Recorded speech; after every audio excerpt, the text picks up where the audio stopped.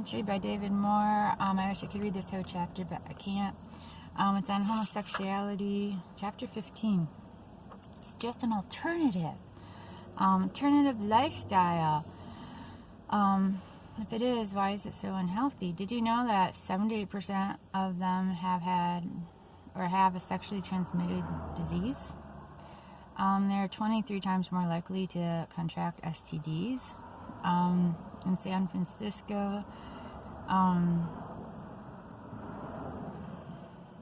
you're 22 times more likely to have an STD. In 1 decade, the gay bowel syndrome increased by 8,000%. For lesbians, they are 19 times more likely to have syphilis, twice as likely as to have warts, and 4 more times likely to have scabies versus straight women. Clearly, nature's not silent in accepting the gay lifestyle. There's a lot of unhealthy practices, especially with the rectum. It's just biological suicide, as he says. The anal wall only is 1 cell thick. It often bruises and breaks, allowing semen and bacteria right into the blood system. There's far more, just the level of sickness, physical sickness among the homosexual population is just off the charts. And some of this is just too graphic to read, at least for me it is. The life expectancy of a homosexual is barely half of that as heterosexuals. Less than 3% are over the age of 55. Only 1% die of old age. Gays are twice as likely to have contemplated suicide. And I hear the argument of, well, it's because society rejects themselves. No, they're rejecting themselves. Not about society. It's about what's going on in their head. So yeah, homosexuals are 62% more likely to, or get high 62% more often than straight people. They also experience difficulty getting along with others and are usually prone to violence. 49% are more frequently involved in physical confrontations, and they are 15 times more likely to be murdered. 15 times more likely to be murdered. That's just massive. The myth, people are born gay. Actually, people are abused into the lifestyle of being gay. And also, we have to look at our foods and stuff. Soy emasculates men. There's a lot of different chemicals that are attacking our gender and our hormone imbalance. And for the majority of psychology, the history of psychology, it was seen as a mental illness that was to be treated with hormone therapy. That was one of the treatment for homosexuality. Now, the psychology world, that even though they say everything is just off balance, there's no blood work. They never use blood work to prove anything that they're saying. They've been bought out. And now, what is it, in Moldova? There's a little nation overseas where if you even mention the treatment of hormone therapy, it is actually against the law now. It's really, the psychology world is alarming when you get into it.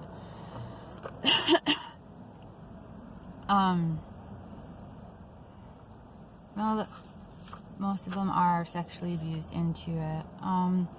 Roger Montgomery, who died of AIDS on November 6, 1989, was a homosexual prostitute who estimated he had sexual encounters with 1,000 to 1,500 men. He routinely asked his partners how they got into the gay lifestyle.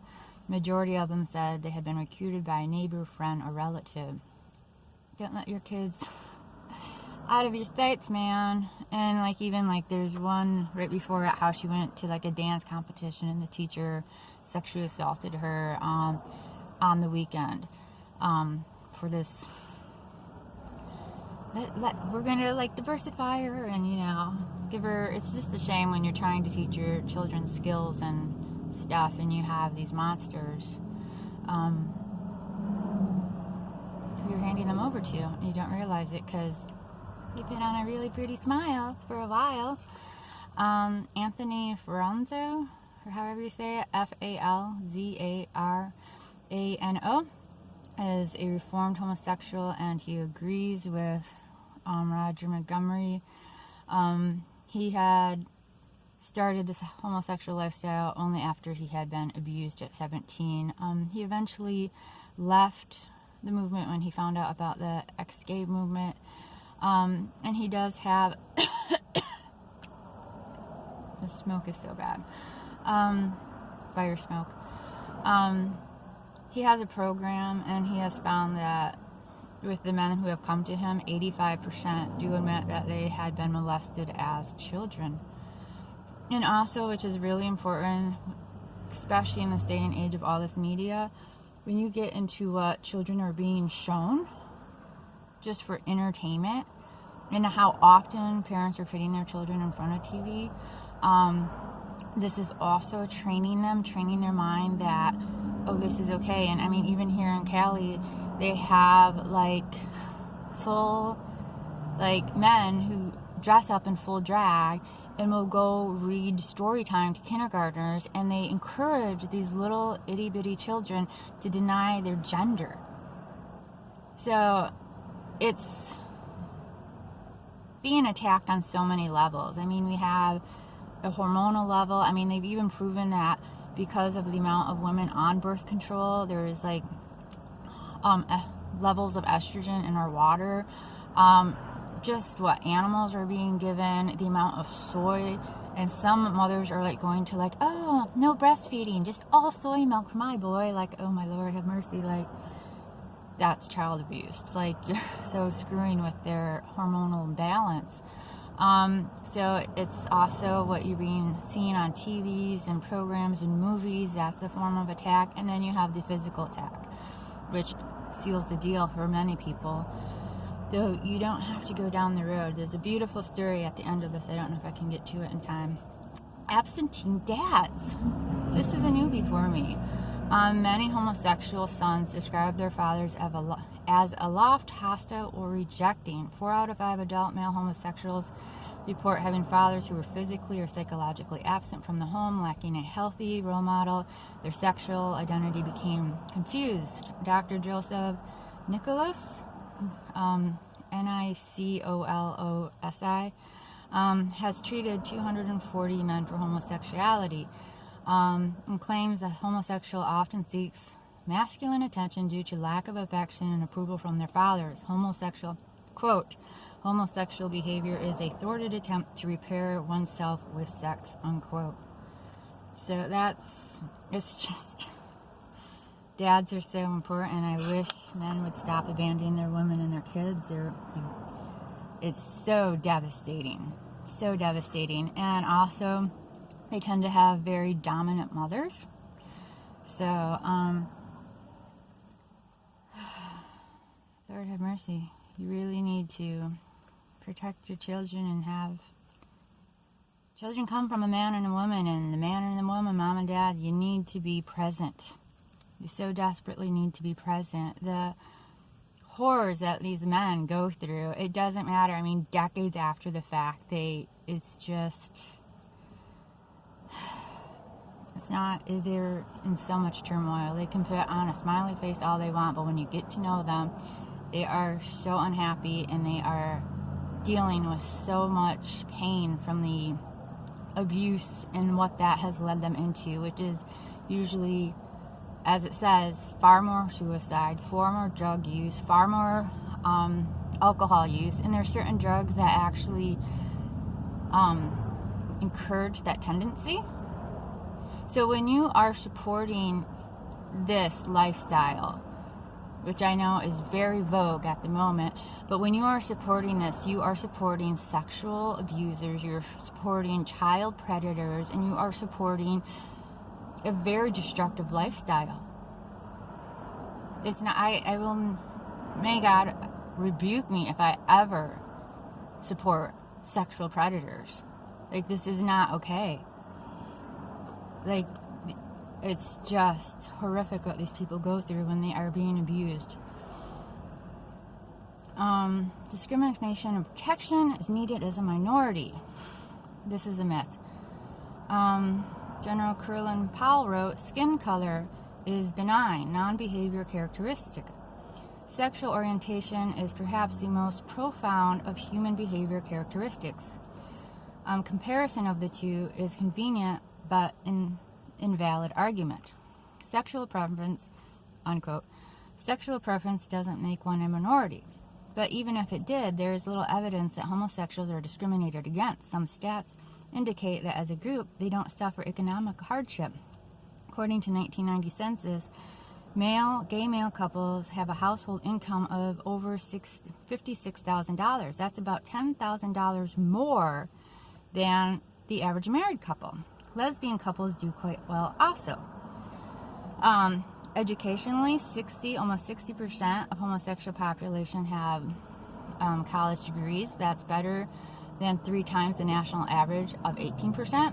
Career-wise, 49% of gay and lesbian population have professional or management, can't say that. They have the power positions, compared to the rest of America at 15.9%.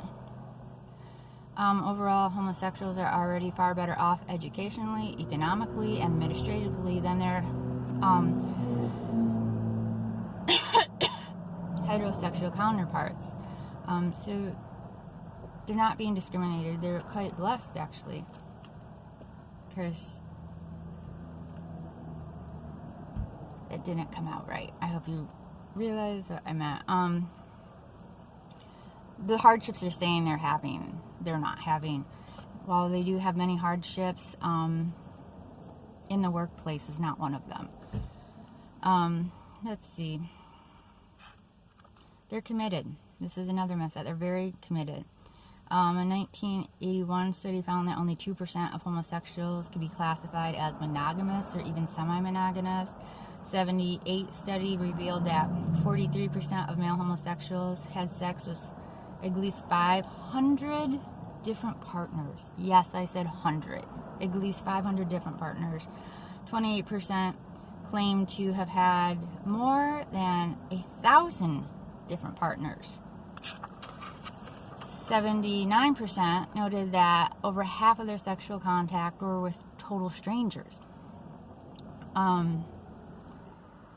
Where is it? Let's see, 1984 book, The Gay Couple, didn't paint a brighter picture. The book was written by a psychiatrist and psychologist who happened to be a homosexual couple. They hoped to dispel the myth that gay couples lack stability in long-term relationships. Rather than eliminating the myth, the research confirmed it. After much research, they were able to locate only 156 couples in lasting relationships. Their study revealed that only 7 couples had actually maintained sexual fidelity. 7. And none of the 7 had been together more than 5 years. 5 years, that's not long-term. Let's see. Hold on 1 second.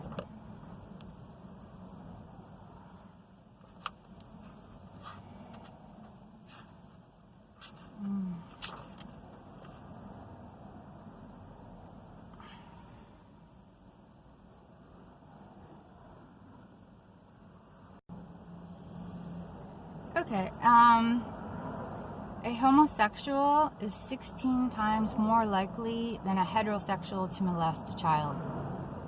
You heard that right. A homosexual is 16 times more likely to molest a child than a straight person.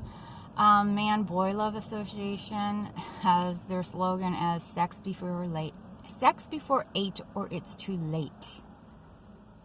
Sex before 8 or it's too late. And if you look into certain things, they do have sex ed programs starting at K now, kindergarten. This is just so disturbing.